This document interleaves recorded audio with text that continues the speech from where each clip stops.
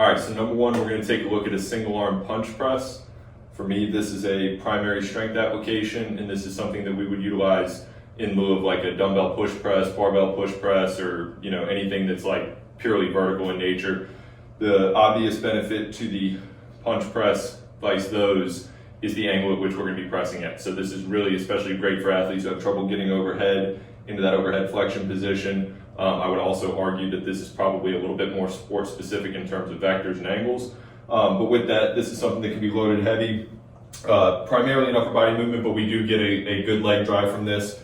So for here, I'm going to set this with a little bit of an offset in my feet, or what I refer to as the kickstand position. So if the right foot is back, bar is going to be in the right hand, and we're thinking about this as loading through the legs and then driving through the upper body or the arm.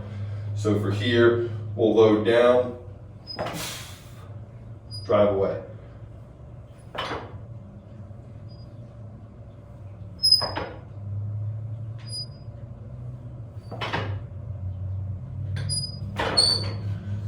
So your key touch points on this, number one, let the legs feed the arms.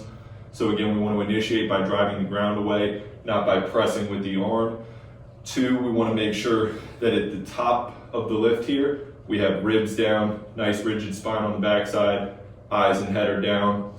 And then lastly, making sure that in that back leg that we're getting good extension or we're driving through that back hip as we finish that press action.